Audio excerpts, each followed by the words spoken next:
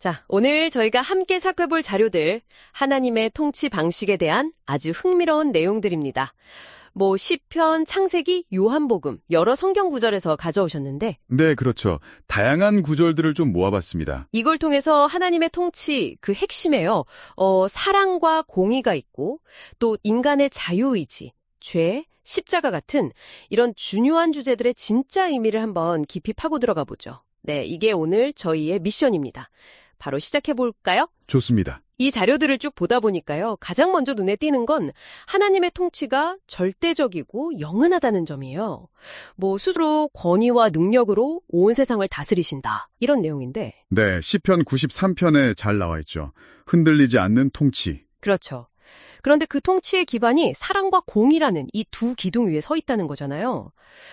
사실 이 사랑이랑 공의, 이게 항상 같이 갈 수 있는 건가? 약간 그런 생각도 들거든요. 네, 그 지점이 아주 중요합니다.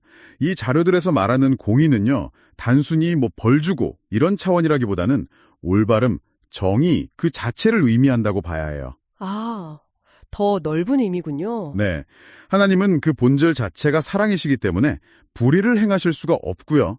동시에 공의로우시기 때문에 악을 그냥 두지는 않으시는 거죠. 그런데 때로는 의의를 위해서 악인에 대한 심판을 유보하시기도 하고요. 창세기 같은 데 보면 나오죠. 아브라함 이야기 같은 거. 아, 네네. 소돔과 고모라 이야기. 맞아요. 그러니까 편애나 어떤 불공정이 전혀 없으시니까 우리 피조물 입장에서는 그분의 통치를 믿고 기댈 수 있다. 이런 이야기입니다. 아, 그렇군요. 공의가 그런 거라면 그럼 그 사랑과 공의는 구체적으로 어떻게 나타나는 걸까요? 자료에서는 계명을 통해서라고 하던데요. 네, 맞습니다. 여기서 이제 계명은 이거 해라, 저거 하지 마라 이런 단순한 규칙 목록, 그 이상이라는 거예요. 이상이라면요? 하나님의 사랑과 공의가 이 세상에서 유지되게 하는 통로 같은 거죠.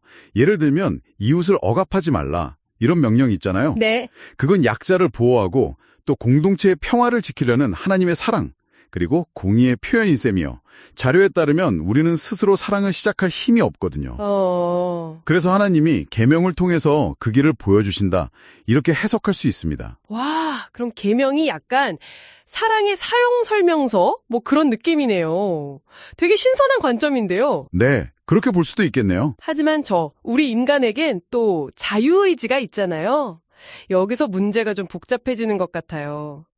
욥기 말씀 같은 걸 보면 우리가 원래부터 좀 불완전하고 죄짓기 쉽다 이런 뉘앙스인가요? 정확합니다. 욥기 15장 같은 데 보면 사람이 무엇이기에 깨끗하겠느냐? 하나님은 거룩한 자들을 믿지 않으신다. 이러면서 인간 본성의 한계를 딱 짚어내죠. 자유의지라는 게 이런 불완전함 그리고 죄의 가능성을 안고 있다는 거예요.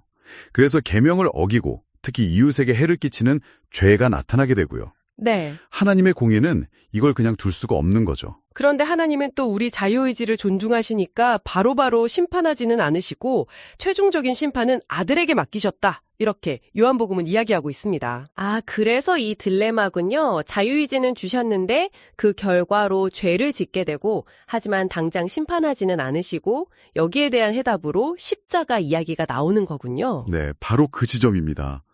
이 자료들에서 보면 십자가는 정말 여러 의미를 함축하고 있어요. 첫째는 하나님의 그 궁극적인 사랑의 확증이고요. 사랑의 확증. 그렇죠.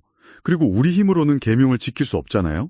그럴 때 하나님의 은혜와 생명을 주는 통로가 된다는 거죠. 아, 통로. 네. 또 잘못 쓰면 폭력으로 갈 수도 있는 그 자유의지를 사랑으로 완성시키는 길이기도 하고요. 그런데 여기서 정말 놀라운 점은 이 모든 것, 그러니까 십자가를 통한 해결책이 창조 이전부터 이미 계획된 거라는 거예요. 와, 창조 이전부터요? 그건 정말... 네, 단순히 문제 해결책이 아니야 창조 계획의 핵심이었다는 거죠. 이야, 생각할수록 놀랍네요. 그럼 정리를 좀 해보면 계명은 내 힘으로는 안 되는구나. 이걸 깨닫게 해서 우리를 십자가라는 유일한 해결책으로 인도하는 역할을 한다? 이런 거네요. 생명 그 자체는 아니지만 생명으로 가는 내비게이션처럼요. 맞아요. 아주 정확한 비유입니다. 그리고 중요한 건 우리 모두가 계명 앞에서는 사실 다 죄인이잖아요. 네, 그렇죠. 그렇지만 하나님의 심판은 공의롭다는 거예요. 왜냐하면 십자가를 통해서 용서받고 또 회복될 수 있는 길을 이미 열어 두셨기 때문이죠. 아, 이미 길이. 네, 그렇죠. 그래서 끝까지 죄를 고집하면 공의로운 심판, 성경에서는 불못이라고 묘사되는 그런 최종적인 분리를 겪게 되지만 회개하면 용서받는다는 거예요. 물론 여기서 좀 생각해 볼 점은 이 용서가 죄의 모든 현실적인 결과를 완전히 없애는 건 아니라는 거예요. 예를 들어 살인자가 회개한다고 해도 사용제도가 있다면 집행될 수도 있는 것처럼요. 아, 네. 현실적인 책임은 또 다른 문제군요. 그렇죠.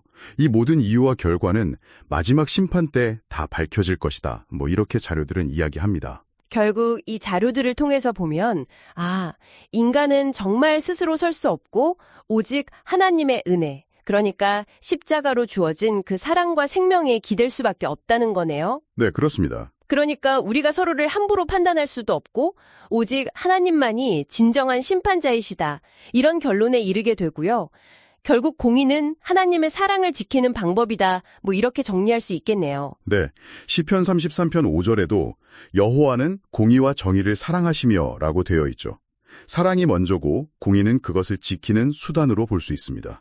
자, 오늘 저희가 깊이 파고든 이 자료들은 하나님의 통치가 사랑과 공의의 뿌리를 두고 있고 계명을 통해 그 뜻을 보여주시며 또 인간의 자유의지와 죄라는 현실 속에서 십자가를 통해 그 계획을 완성해 가신다는 아주 깊은 그림을 보여주었습니다. 그리고 이 모든 과정의 궁극적인 목적은 결국 우리 피조물이 참된 생명을 얻고 하나님 안에서 영원한 안식을 누리도록 하는 것. 이것이 창조 이전부터 있던 하나님의 계획이라는 게 이 자료들의 핵심 주장인 것 같습니다. 자, 그럼 마지막으로 청취자 여러분께 이런 질문을 던져보면서 마무리하고 싶네요. 만약 이 자료들의 관점처럼 우리의 진정한 자유와 생명이 오직 하나님의 은혜와 사랑, 즉 십자가를 통해서만 완성될 수 있다면 우리가 흔히 생각하는 스스로의 힘으로 무언가를 이룬다는 그런 자율성이나 자립의 개념에 대해서 어떤 새로운 질문을 던져볼 수 있을까요? 다음 심층탐구에서 다시 이야기 나눠보겠습니다.